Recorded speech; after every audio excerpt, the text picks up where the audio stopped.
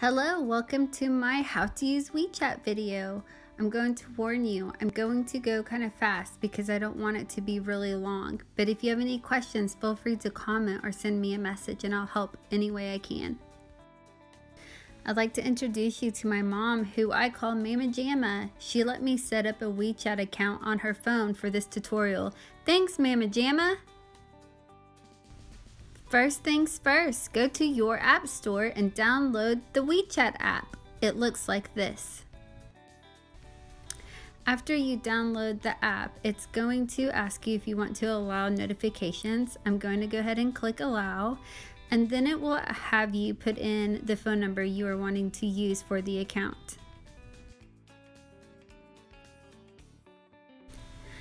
After you put in your phone number, it will send you a verification code through a text message that you will use to verify your account.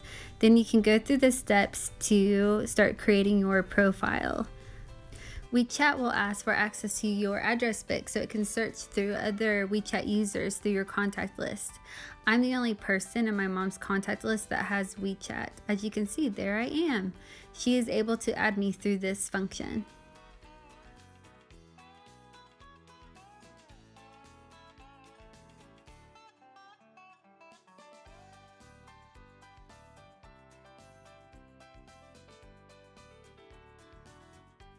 I have switched to my account and am now accepting my mom's request. When a user is new, this box pops up. All you need to do is click verify now. Alright, let's take a look at my mom's WeChat profile and let's start to personalize it. I think she needs a new profile picture. What do you think? I think this one looks pretty good.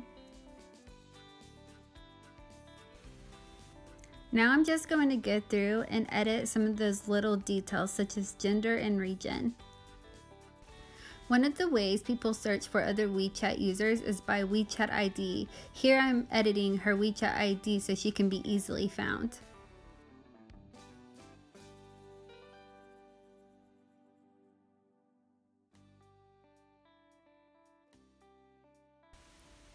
Don't forget to change your password.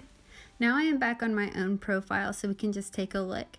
At the bottom you will see Discover, which I'm clicking on, and then I'm clicking on Moments, which then pulls up a timeline similar to that of Facebook with different pictures and posts of your WeChat friends.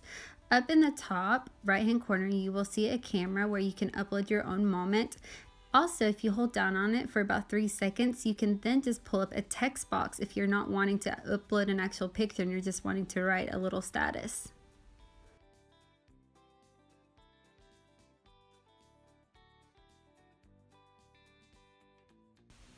Each WeChat user has their own QR code that can be scanned so they can be added to another person's WeChat.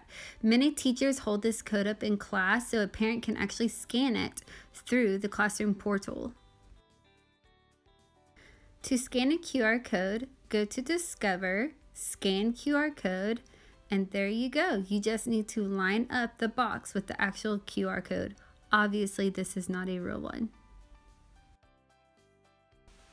I personally like to put a little blurb at the bottom of my parent feedback with my WeChat ID. This has proven to be very successful for me, and I have connected with a lot of parents.